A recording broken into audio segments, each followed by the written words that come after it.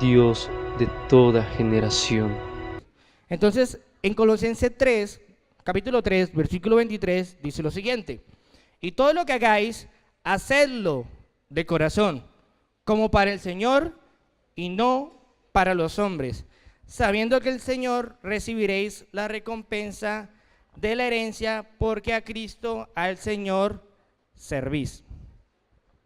Bueno, chicos, antes de involucrarnos profundamente en el tema, leyendo completamente el capítulo de Colosenses, capítulo 3, encontramos que en los primeros 17 versículos, Pablo le habla a esa iglesia, primeramente le habla de la importancia de nacer de nuevo. Eso quiere decir la importancia de la conversión a Cristo. Más adelante, el mismo Pablo les habla de dejar ciertas conductas. Les dice, dejen la fornicación, dejen la mentira, dejen la blasfemia, dejen el robo, o sea, le dice en pocas palabras, dejen de pecar. Primero, tenemos claro que les da a entender que son criaturas nuevas y que nacieron de nuevo y que tienen que dejar de pecar. Y ya en el versículo 18 en adelante, Pablo da una serie de recomendaciones a los esposos, a los hijos y a los trabajadores. Y aquí es donde nos vamos a quedar, en el área laboral y pues obviamente en el área de los que estudian en el colegio, el área académica. Ahora, hay una frase muy popular que dice un señor llamado Bob Black, que dice: nadie debe trabajar nunca. El trabajo es la fuente de casi toda la miseria en el mundo. Casi cualquier mal que le importaría nombrar viene del trabajo o de vivir en un mundo diseñado para el trabajo. Para dejar de sufrir, tenemos que dejar de trabajar. Bob Black, en un libro que él escribió, habla de que el trabajo es lo peor que le pudo haber pasado al hombre. Lo cataloga o lo compara como una maldición que hemos recibido. Dice que todos los problemas que han surgido en este mundo es a raíz del trabajo. Ahora, vamos a ver a la luz de la palabra si lo que dice este personaje es verdad o es mentira. ¿Qué tan verdad, qué tanta razón puede tener Bob Black a través de la palabra? Entonces vamos a ir a la palabra de Dios, donde vamos a conocer acerca de las diferentes funciones y labores que cumplimos, sea en un trabajo o sea en el colegio. Ahora, surjo dos preguntas. ¿El trabajo es una maldición o el trabajo es un privilegio? Muchos dirán, no, es una maldición porque tengo que cumplir un horario, porque tengo que ir a aguantarme un jefe, es una maldición porque tengo que ir a estudiar, tengo que ir a madrugar de 6, seguir hasta la 1 de la tarde. Sinceramente, el trabajar y el estudiar es una maldición. Muchos lo dirán. Otros dirán, no, es un privilegio porque me capacito, porque mejoro como persona y porque obtengo mis propios recursos. Pero vamos a ver qué nos dice la Biblia acerca del trabajo. Entonces, en Génesis, capítulo 1, verso 31, dice lo siguiente: y vio Dios todo lo que había hecho, y he aquí que era bueno en gran manera. Vamos a tratar de relatar. Dios comenzó a hacer la creación, y cuando culminó, vio todo lo que había hecho y dijo, esto es bueno en gran manera. Había dicho que su trabajo había sido bueno, pero Dios no dice simplemente bueno, dice que era bueno en gran manera. Y me puse a investigar qué significa bueno en gran manera. Bueno en gran manera dice que es el efecto que produce lo creado, que coincide con la voluntad del creador. O sea, que lo que Dios creó era lo que Él quería crear. Muchas veces surgen cosas que nosotros no planeamos en nuestra vida.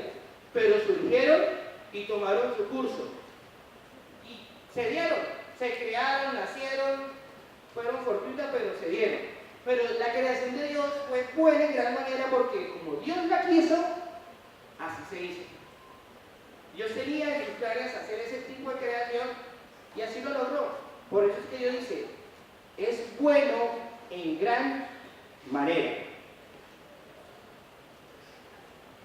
Entonces es incorrecto pensar que el trabajo es una maldición. Y muchas personas dicen que el trabajo se volvió una maldición a raíz del pecado de Adán y de Eva. Que porque sentimos dolor, porque sentimos sufrimiento al trabajar, porque nos cansamos. Y muchos dicen, no, es que la culpa la tuvo Adán y Eva por su pecado.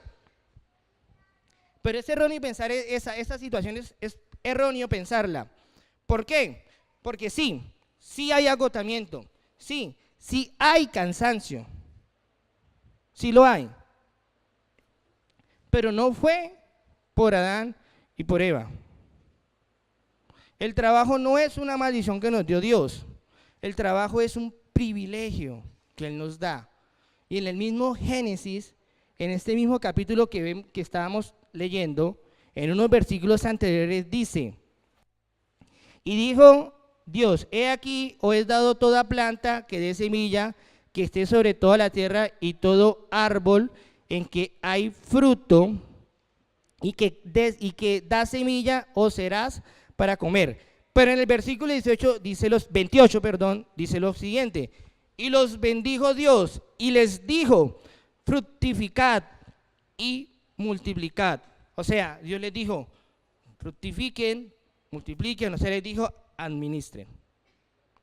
Dios cuando creó a Adán, si Dios hubiera querido crear a Adán para que simplemente comiera, creciera, se reprodujera, pues no le da ninguna función. Pero Dios al momento de crear a Adán le dice, fructifique, multiplíquese, o sea, administre los recursos. Y le dice, les doy semillas, les doy para que coman de esos frutos, o sea, les dio la orden de trabajar. Dios mandó a Adán a trabajar. Dios mandó al primer hombre que Él creó a trabajar. ¿Por qué? ¿Por qué lo mandó Dios a trabajar? Porque también Dios trabajó en la creación. Como se nombró anteriormente, fueron 7 días donde Dios dedicó su tiempo para crear lo que hoy conocemos. En cambio, sí es correcto pensar que el trabajo es un privilegio. El trabajo es un privilegio que nos dotó Dios con el fin de nosotros mejorar nuestra vida. Dios nos dio la oportunidad de trabajar para mejorar nuestro estilo de vida. Dios nos dio la oportunidad de estudiar para mejorar nuestro vivir. Dios permite que nosotros ejerzamos una labor y en el caso de los que estudian, se capaciten para años más adelante también cumplir alguna labor para que mejoren su estilo de vida. Chicos, créame que el poder trabajar y el poder usted mismo suplir su necesidad es algo muy bueno. Lo digo por la experiencia mía. O sea, yo me siento muy bien sabiendo que tengo un trabajo, sabiendo que tengo un empleo y que yo mismo con mis propios recursos puedo darme lo que yo necesito. Bendecir a las demás personas, bendecir a mi familia, bendecir a mis amigos, pero también darme los gustos que yo requiero. Entonces Dios nos da la oportunidad para eso, para que bendigamos a las demás personas, para que seamos de bendición para los demás, pero que también seamos capaces de nosotros mismos de suplir nuestras propias necesidades. Pero chicos, y en este momento le hablo a los que están en el colegio, para ustedes llegar a ser buenos profesionales es necesario ser buenos estudiantes. Para lograr lo que ustedes quieren a nivel profesional requieren un esfuerzo adicional y ese esfuerzo es el colegio, ese esfuerzo es la universidad. Ustedes no se van a hacer grandes hombres, grandes profesionales, grandes personas sí, pero grandes profesionales si no se capacitan, si no estudian. O si no ponemos el ejemplo de diferentes personalidades del mundo, diferentes científicos. En el caso de Colombia, pues tenemos a Manuel Elkin Patarroyo. O sea, Manuel Elkin no terminó el bachillerato y salió con la vacuna de dicha enfermedad. O sea, Manuel Elkin se capacitó, investigó y dio frutos. Y esos frutos no solo fueron para él, esos frutos beneficiaron a muchas más personas. Hace algunos días, hablando con mi mamá, bueno, discutiendo con mi mamá, ella decía, no, es que hace 30 años el mundo era mejor. Yo le digo a mi mamá, no, hoy el mundo es mejor que hace 30 años. Y me decía, pero ¿por qué dice que el mundo es mejor? Le dije, madre, cuando usted vivía en el campo, para poder comunicarse con mi abuela, usted tenía que esperar, yo no sé, ¿aquí quién tiene más de 25 años? Aquí quienes han vivido en el sector rural, alguna vez en su vida, en el campo, quienes tuvieron que llegar al pueblo y esperar que la señora del CAI dijeran, Jerónimo, lo llaman en 5 minutos, le devuelven la llamada, vaya al SAI para que conteste la llamada. Eso se hacía yo lo hice, y yo no tengo 50 años, o sea, hace 15, 18 años, a mí me tocaba ir a llamar a un SAI y esperar que la señora del SAI fuera y le pegara el grito a mi mamá para que mi mamá llegara al SAI y pudiera hablar con ella. Pero hoy no. Hoy si queremos llamar a una persona simplemente o le escribimos por WhatsApp o hacemos una llamada muy sencilla. Yo recuerdo la época que cuando comenzaron a salir los celulares, que cuando yo iba a vacaciones donde mi mamá, porque mi mamá orgullosamente por muchos años vivió en el campo, y yo también viví en el campo, mi mamá, cuando quería llamar a mi abuela, teníamos que pues, salir a la carretera, y la única señora de la vereda vendía minutos, y los vendía a 1.500. O sea, que para llamar a mi abuela, para llamar 3 minutos básicos, 4.500. Hoy en día usted con 4.500 tiene un plan de teléfono.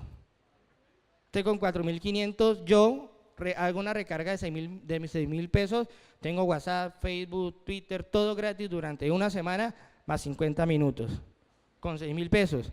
Y en cambio que con 6.000 pesos de esa época hablaba 4 minutos al celular. Porque así era, hace 15 años. Y yo le digo a mi mamá, ¿entonces usted no cree que esta época es mejor?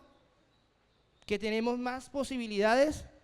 Más posibilidades de estar más cerca de las personas a quienes amamos, que a pesar de la distancia, un teléfono nos puede acercar de una manera rápida.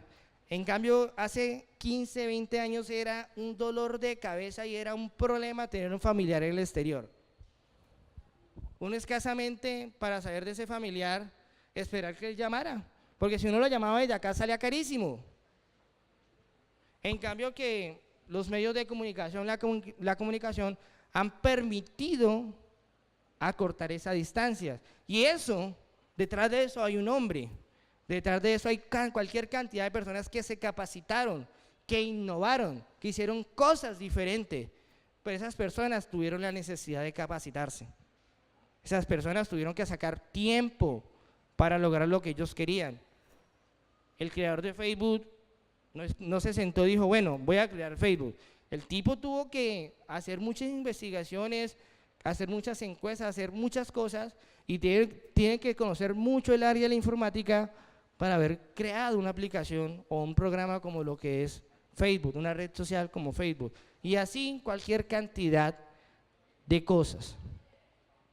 Entonces Dios permite todas esas cosas para el mejoramiento de nuestra vida, para que nuestra vida sea más cómoda, sea una vida mucho mejor. Ahora, vamos a hablar de 3 puntos muy importantes que quiero que toquemos, que es acerca de cómo somos nosotros en los lugares donde Dios nos manda. En el caso de los estudiantes, en el lugar donde ellos más se mueven es el colegio. Y los que están en la universidad, pues su universidad. nosotros tenemos la responsabilidad de dar a conocer a Cristo en esos lugares. Sé que ser cristiano dentro de un colegio, dentro de la universidad, para muchos será difícil, pero chicos, es nuestra responsabilidad ser de testimonio en esos lugares. Es nuestra responsabilidad que en nuestra universidad, que en nuestro colegio reflejemos el amor de Cristo. Ahora, le hablo especialmente a los que estudian. Los que están estudiando tienen una gran responsabilidad también en su casa. Muchas veces creemos que la única responsabilidad nuestra es el colegio o la universidad, pero nosotros tenemos una responsabilidad en casa. Nosotros primeramente debemos honrar a nuestros padres y a nuestra madre. Y una mejor forma de honrarlo, o la mejor forma de honrarlo, es primero respetándolos y segundo, apoyándolos y contribuyendo en los oficios que tiene nuestro hogar. Créame, muchachos, los grandes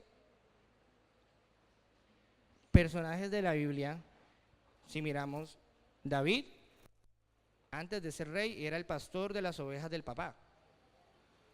O sea, David no es que llegó, dijo, yo tengo la unción, soy rey. O sea, no hago nada. David era el pastor de las ovejas del papá. Isaac, antes de casarse y antes de formar una gran nación, le ayudaba a Abraham. El mismo Jacob,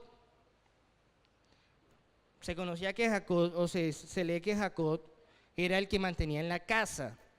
O sea, Jacob era el de los oficios varios en la casa. Entonces, si lo hicieron los grandes personajes de la Biblia, y hoy David, Jacob, Isaac son personajes muy importantes, llegaron a ser patriarcas, llegaron a ser reyes de Israel, pero ayudaron en casa, ellos aportaron en su casa. ¿Será que nosotros no lo podemos hacer? ¿Será que usted no puede llegar del colegio, honrar a su mamá lavándole los platos del almuerzo? ¿Será que usted no puede llegar del colegio y organizar su propia habitación? Chicos, yo no vivo acá en Neiva. Yo entre semana mantengo en otro pueblo trabajando. Y mi mamá dice que cuando yo llego a la casa llego a molestar. Que porque llego, revuelco, organizo y pongo a todos a patinar. Pongo a todos a patear, como dice ella. Ella dice que un sábado en la mañana estar en la casa es un dolor de cabeza para que yo esté en la casa, porque yo llego, levanto a todo el mundo a las 6:30 de la mañana y a las 8 ya está la casa arreglada. Y yo trabajo.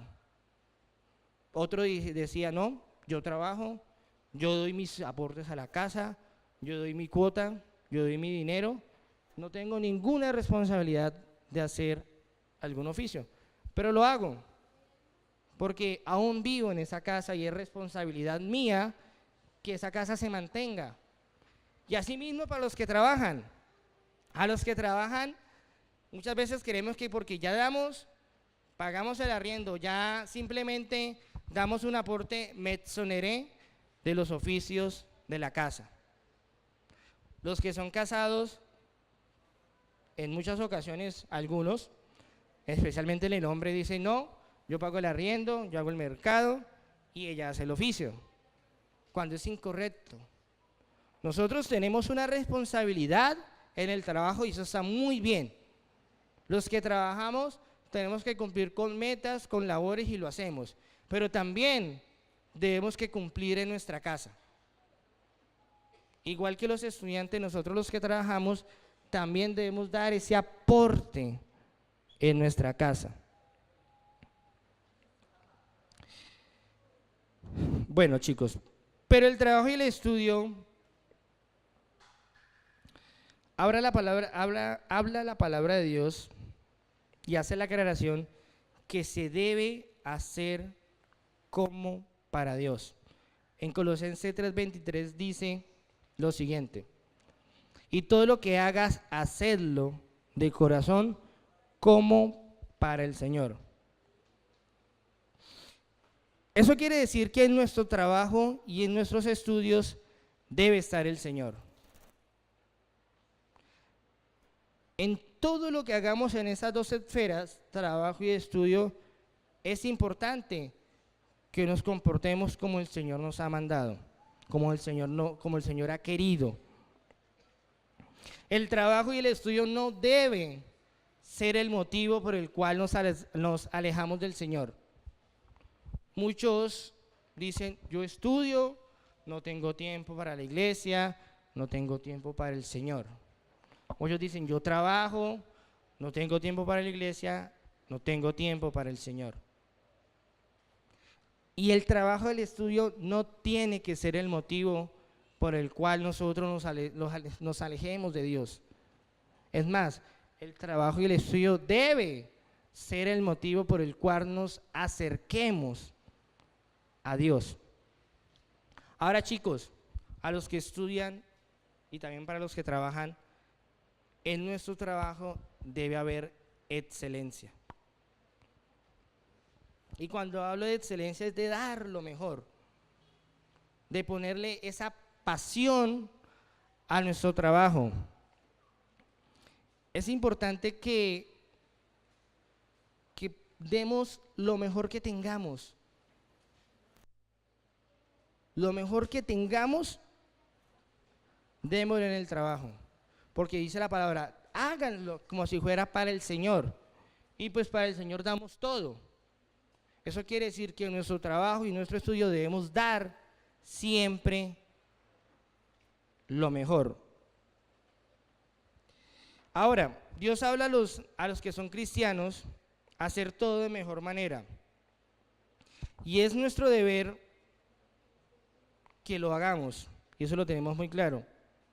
Pero aparte de ser excelentes profesionales y excelentes estudiantes, es nuestro deber como hijos de Dios tener claros nuestros principios.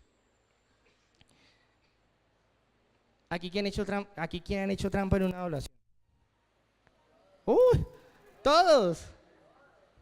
Yo también alguna vez en mi vida. Hace algunos días yo presenté una prueba. Es una prueba que se presenta a nivel nacional para poder ingresar al magisterio público. Lastimosamente, perdí. No, perdí por medio punto. Lastimosamente. Pero estoy tranquilo. Se le voy a decir por qué.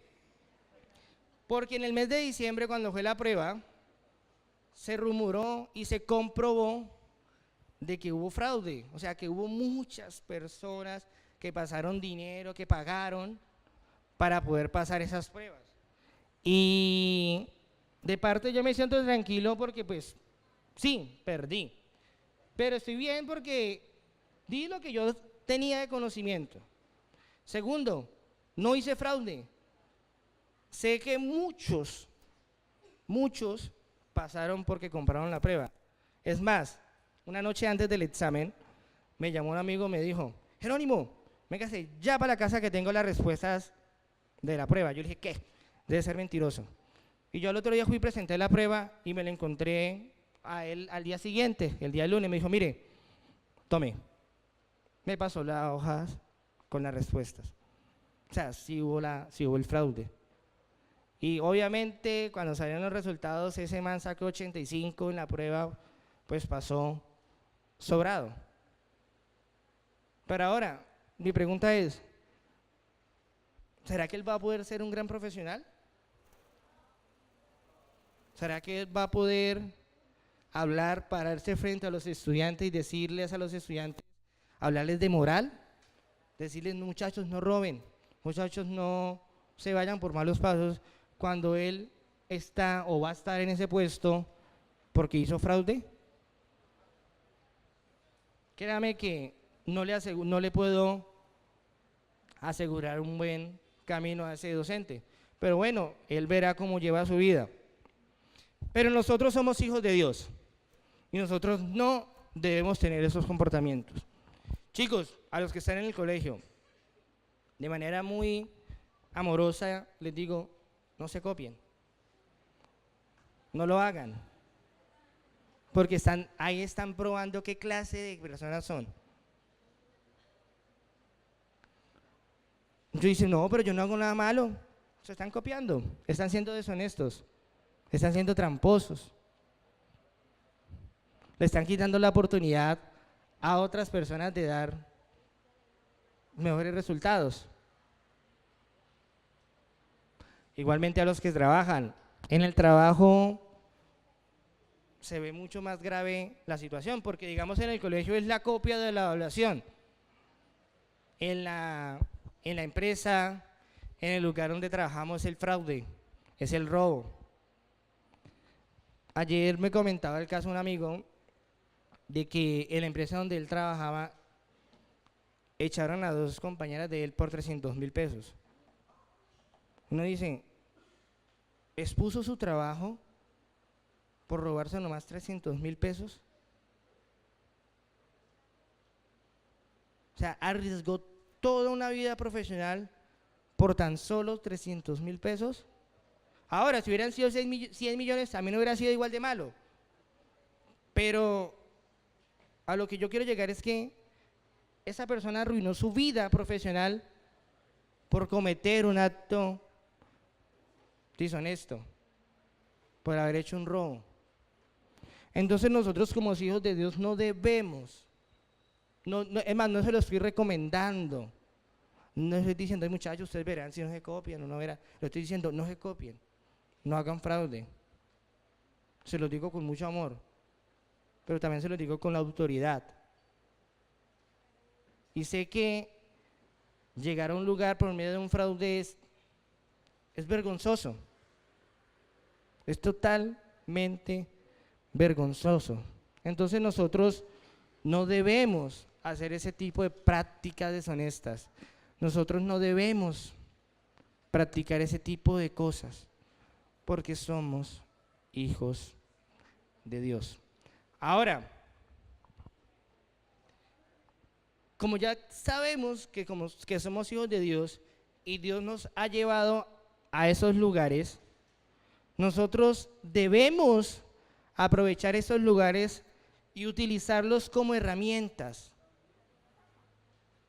Utilizar esas herramientas para dar a conocer la misión de Dios. Quiero que me acompañen al libro de Hechos, capítulo 17, y vamos a leer del verso 26 al verso 28. Dice lo siguiente: de un solo hombre creó todas las naciones de la tierra. De antemano decidió cuándo se levantarían y cuándo caerían, y determinó los límites de cada uno. Su propósito era que las naciones buscaran a Dios y quizás acercándose a tientas lo encontrarán, aunque Él no está lejos de ninguno de nosotros, pues en Él vivimos, en Él nos movemos y en Él existimos. Como dijeron algunos de sus propios poetas, nosotros somos su descendencia. Dios en ese momento me llevó a mí a trabajar en un colegio como profesor. Es mi responsabilidad dar a conocer la palabra de Dios. No es ni siquiera un favor que le estoy haciendo a Dios. Estoy cumpliendo con una orden que Él me dio. Porque en Mateo 28, es más, nuestra iglesia decimos que, o nos sentimos orgullosos al decir que es una iglesia misionera, pero muchas veces llegamos a nuestro trabajo, a los diferentes lugares donde Dios nos lleva, y a ninguno le hablamos del Señor. Hay tres tipos de cristianos que encontramos en el trabajo y en el colegio. Primero, está el cristiano que no demuestra nada. O sea, nadie sabe que es cristiano. Yo cuando inicié mi vida laboral, yo ya había conocido al Señor, pero yo no decía a nadie que era cristiano. Y llegaba al trabajo, empezaba en un colegio y nada. La gente se daba cuenta que yo no era cristiano cuando había la misa y yo no participaba de la misa. O sea, pasaron 3, 4 meses trabajando en ese colegio y cuando era la misa del periodo del semestre, yo ahí sí me salía. Me decían, profe, ¿usted es cristiano? Yo le dije, sí, señora. Pero no se nota. Yo le dije, no, señora. No reflejaba a Cristo. No reflejaba al Dios que estaba en mi corazón, que decía que estaba en mi corazón. Era permisivo con las actitudes de muchos compañeros y acolité unas que otras andanzas por ahí, de algunos estudiantes. Entonces, hay ese tipo de cristiano y yo creo que en algún momento de nuestra vida hemos estado en esa etapa del cristianismo, en el cual nadie sabe de dónde venimos y quiénes somos. Ahora, ese es el primer aspecto. Segundo aspecto, o el segundo tipo de cristiano, es el cristiano que la gente sabe que es cristiano, pero tampoco hace nada. O sea, es parecido al primero, pero a diferencia, sí la gente sabe que el tipo o la mujer es cristiana o cristiano, pero el tipo o la persona no le habla a nadie del Señor. Él pasa de incógnito, seguro se para en sus principios, se para en su fe, pero nunca le dice a alguien acerca de la importancia de la palabra de Dios.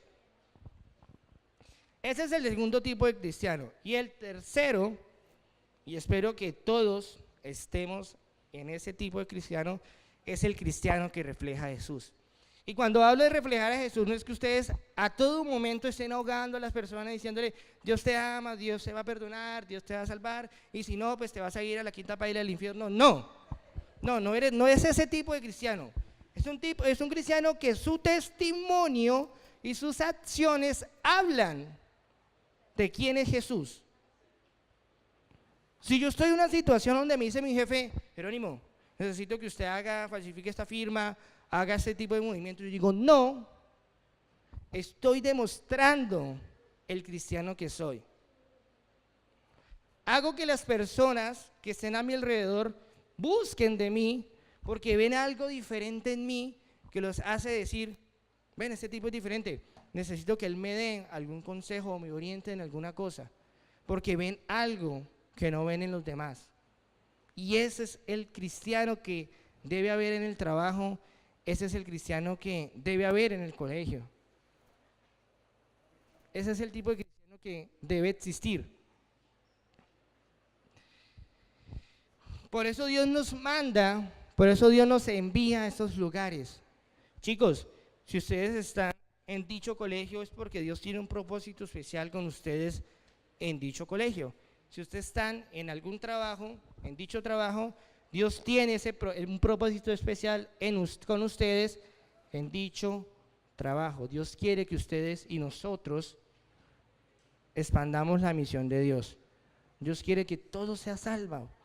Y además porque Hechos 17 dice, Él está ahí. Dice, Él no está lejos. El problema es que nosotros no lo estamos viendo.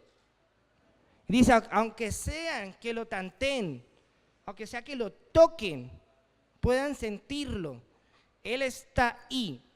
Dios está en el trabajo de ustedes, Dios está en el colegio de ustedes. Y somos nosotros los que tenemos que decirle, bueno, mire, este es mi Dios. Esta es la persona que salvó mi vida y quiero que también salve tu vida. Entonces debemos ser ese tipo de cristianos. Y ya con esto quiero concluir. Hay una historia en la Biblia, que es la historia de Jacob y Labán. Jacob durante más de 14 años trabajó a esa persona para poder llevarse a sus esposas y a sus hijos.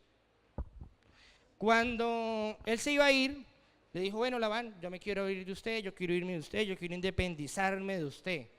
Ya trabajé para usted 14 años, ahora me quiero ir.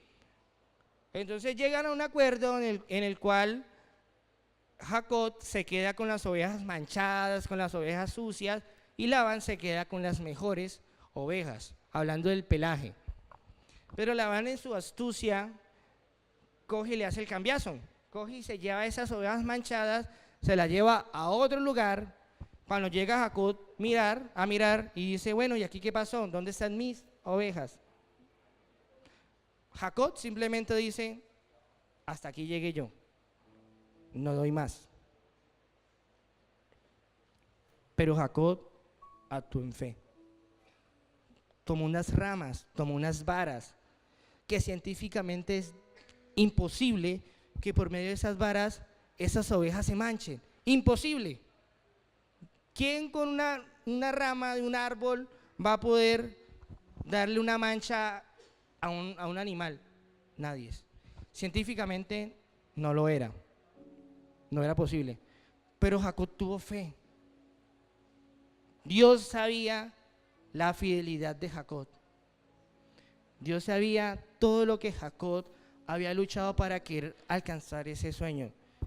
Dios sabía que Jacob valoró a ese suegro y trabajó arduamente para que se multiplicara la riqueza de su suegro.